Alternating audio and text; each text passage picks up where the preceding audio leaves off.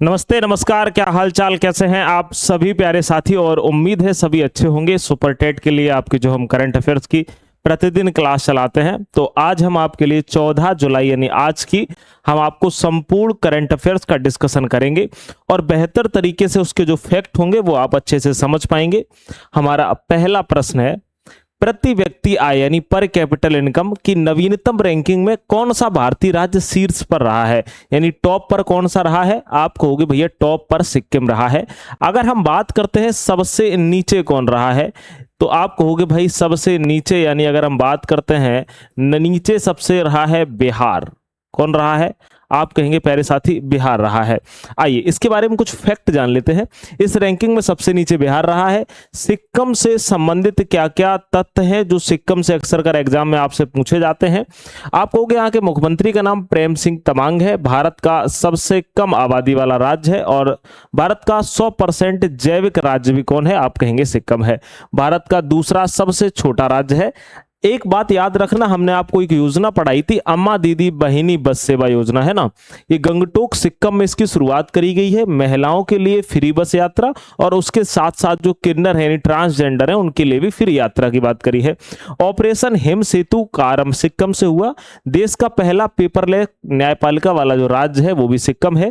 और सिक्किम भारत का पहला 100% जैविक राज्य भी है। हम बात करते हैं सिक्किम भारत का 22वां राज्य कब बना, एक बार कमेंट में जरूर बताना। यहां पर किसका शासक था? तो आप कहोगे कि यहां पर चोम्याल वंश का शासक था और यहां पर जो पाल्डन चोम्याल थे वे कौन थे?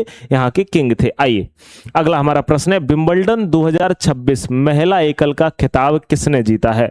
तो यह खिताब जीता है प्यारे साथियों लिंडा नोस्कोवा ने। और यह खिताब जीतने वाली नोस्कोवा पहला इन्होंने ग्रैंड स्लैम खिताब जीता हुआ है।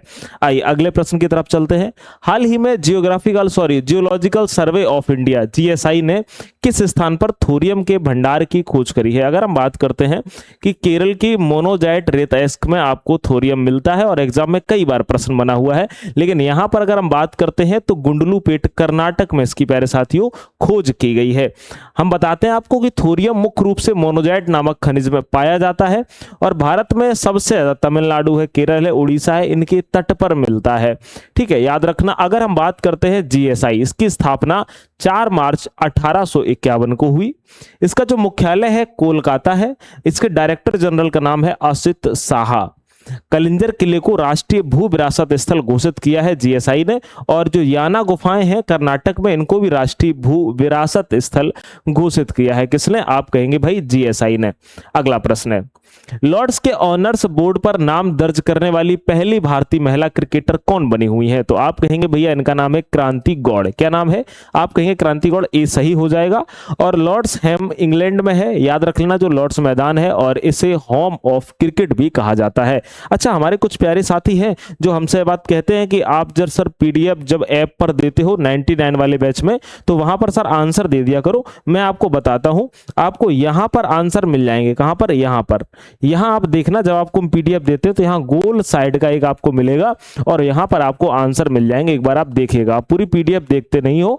और हम डायरेक्ट आंसर इसलिए मेरे भाई नहीं देते हैं क्योंकि अगर आप रिवीजन भी करोगे तो सीधा आपके ऊपर अगर आंसर की नजर पड़ जाएगी तो आपको याद नहीं होगा। इसलिए साइड में आंसर रहेगा तो पहले आप एक बार रिवीजन कर लोगे, बाद में अगर कोई भूल रहे होगे तो देख लोगे। क्योंकि अगर हम इधर आपको दे रहे हैं और इधर दे रहे हैं, इससे अच्छा नीचे दे देंगे, हमें तो कोई दिक्कत नहीं है, लेकिन वो हम आपके फायदे के लिए कर रहे हैं। आइए अगला है, हाल ही में किस प्रसिद्ध प्लेबैक गायिका का 88 वर्ष की आयु में इनका निधन हो गया है?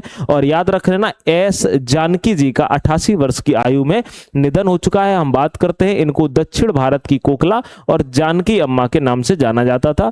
2013 में इनको पद्म भूषण की अगर बात करते हैं पुरस्कार दिया गया, लेकिन उन्होंने इस पुरस्कार को लेने से इनकार कर दिया। इन्होंने कहा काफी समय हो चुका है, अभी पुरस्कार मेरे मतलब का नहीं है। अभी हाल ही में कितने लोग के निधन हुए हैं? विनोद शुक्ल जो कि एक हिंदी साहित्यकार थे, माधव गडगिल एक पर्यावरणविद थे, उनका भी निधन हो गया है, मनोज कोठारी वर्ल्ड चैंपियन थे, उनका भी हो गया है, रामवी सुतार जो भारतीय मूर्तिकार थे और प्रसिद्ध मूर्तिकार थे, इनका भी निधन हो गया है, मुकुल राय जो है पूर्व रेल मंत्री और इनको बंगाल का चाणक्य कहा जाता था, इनका भी निधन हो गया है, कर्नल सोनम वांगचुक, सुन लेना सोनम वांगचुक नहीं कर्नल सोनम वांगचुक जो भारतीय सेना के अधिकारी हैं और इनका भी निधन हो गया है, राणा रणधीर सिंह है, शूटर है पंजाब के, इनका भी निधन हो चुका है। और जसपाल राणा निशानेबाज है, इनका भी निधन हो चुका है। और निधन से संपर्क आपको जरूर रखना है इन क्वेश्चनों से, और थोड़ा सा रिवीजन इनका जरूर करते रहना है, निधन का ज्यादा फोकस नहीं करना है। अगला है एटीएफ, जिसको एशियन टेनिस फेडरेशन ने किसे अपना प्लेयर एम्बेसडर नियुक्त किया हुआ है? तो आप कहेंगे भैया जी याद रखना, लिएंडर पेस को किया है। किसको किया है? लिएंडर पेस को किया है। ये कोलकाता के एक सफल टेनिस खिलाड़ी हैं और इनको पुरस्कार जो मिले हैं पद्मश्री 2001 में, पद्म भूषण 2014 में, अर्जुन अवार्ड 1990 में मिला हुआ है। अच्छा, एटीएफ जो एशियन टेनिस फेडरेशन है, इसकी स्थापना 1956 में हुई। इसका जो मुख्यालय है कोलंबो श्रीलंका में है। आइए आगे बढ़ते हैं।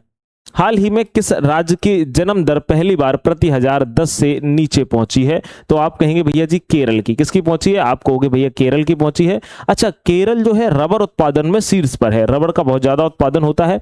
मोनोजाइट रेत केरल में मिलती है, जिसमें थोरियम प्राप्त होता है, अभी हाल ही में हमने आपको बताया है।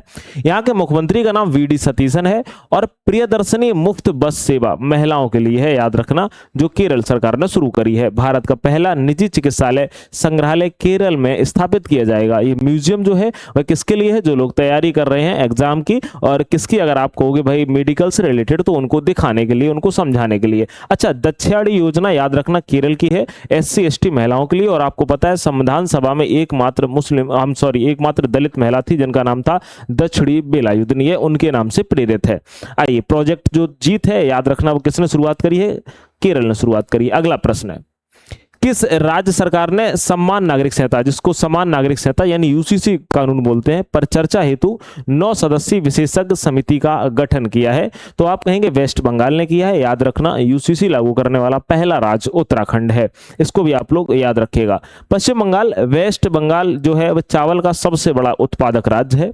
वेस्ट बंगाल के काला नूनिया चावल और सुंदरवन शहद को भी जीआई टैग दिया गया है। एक ही दुर्गा स्क्वाड जो है वो, अगर हम बात करते हैं, वेस्ट बंगाल की महिलाओं की सुरक्षा के लिए इसकी शुरुआत करी गई है। हमारा अगला प्रश्न है, हाल ही में butterfly ultimatum table tennis UTT season 7 का उद्घाटन कहां किया गया है? आप कहेंगे भैया इसका उद्घाटन जो किया गया है वह गोवा में किया गया है। अगला है, आईसीएमआर ने भारत का पहला high altitude medicine and public health research centre कहां बनाने की शुरुआत करी है? तो आप कहेंगे भाई इसकी शुरुआत करी है केलोंग हिमाचल प्रदेश में। कहां पर? केलोंग हिमाचल प्रदेश में। अच्छा, आईसीएमआर भारतीय चिकित्सा अनुसंधान परिषद, इसकी स्थापना होती है 1911 में और मुख्यालय है नई दिल्ली में। डायरेक्टर जनरल इसके हैं राजीव बहाल। याद रखिएगा, अगर हम बात करते हैं एडी फ्लेक्सीवैक्स मलेरिया की वैक्सीन है जो आईसीएमआर के द्वारा इसको विकसित किया जा रहा है। आईसीएमआर एवं आईसीआर ने सेहत मिशन को शुरुआत करी हुई थी और साइन जो पहल है वह किसके द्वारा शुरू करी गई है? आईसीएमआर के द्वारा शुरू करी गई है। अच्छा, हिमाचल प्रदेश से कुछ फैक्ट, जीआई टैग मिला है कांगड़ा पेंटिंग को, कुल्लू के साल को और चंबा रूमाल को। दर्रा जो यहां पर है सिपीला दर्रा है, रोहतांग दर्रा है और कौन सा है? आप कहेंगे बड़ा लाचला दर्रा है, याद रखिए। अगला है, हाँ चलिए, तो अब हम जो कल का रिवीजन है वह रिवीजन एक बार कर लेते हैं कि आंध्र प्रदेश सरकार ने भूमि में हुक्कू कार्यक्रम की शुरुआत करी है, हमने आपको कल बताया हुआ था। हाल ही में भारत के 94 ग्रैंड मास्टर एस अश्वथ जी बने हुए हैं। नेक्स्ट है, हाल ही में नाटो का 36वां शिखर सम्मेलन अंकारा तुर्की में आयोजित हुआ है।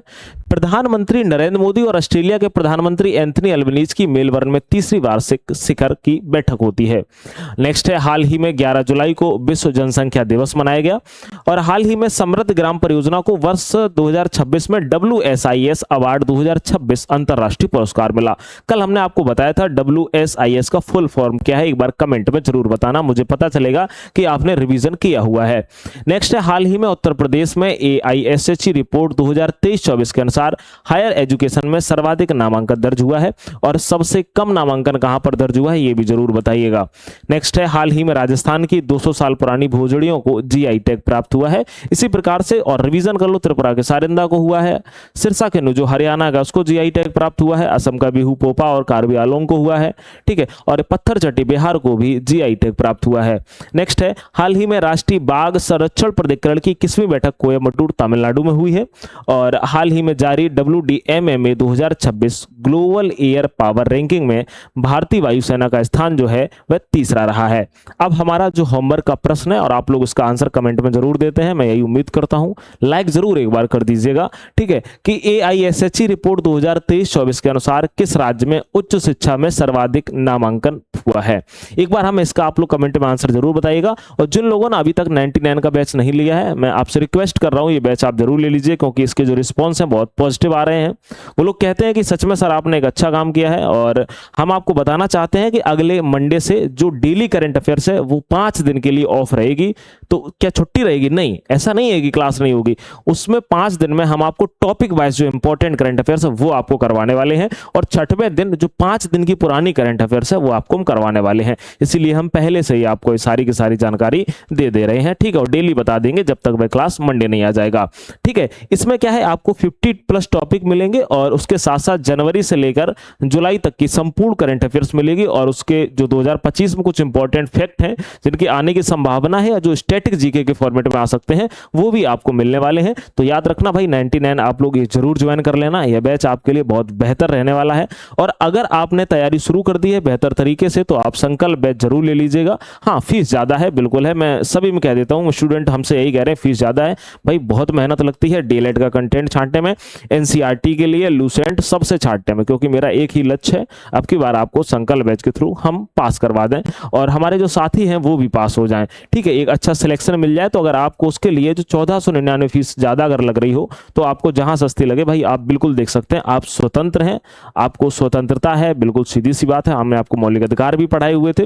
और अगर आप चाहते हैं कि हाँ बेहतर कंटेंट और बेहतर तरीके से जुड़ना चाहते हैं, तो आपका बहुत बहुत स्वागत है, ठीक है। हम क्योंकि किसी को परेशान नहीं करना चाहते, और हम बिल्कुल भी नहीं चाहते कि किसी को ऐसा लगे कि भाई लूट तो नहीं लिया गया है, तो लूटने बिल्कुल नहीं देना चाहते हैं कि आप कहीं लूट जाओ। अगर आप जाते हो तो डेमो देख लेना, अगर आपको डेमो अच्छा लगे तो आप इस नंबर पे संपर्क कर सकते हो, और इस पर आप व्हाट्सएप पे मैसेज कर सकते हो कि हमको बैच चाहिए, या फिर one day exam study app play store से आप डाउनलोड कर सकते हैं, ठीक है। मुलाकात हमारी आपसे अगली क्लास में होगी। अपना ख्याल रखिए, स्वस्थ रहिए, मस्त रहिए, नमस्कार।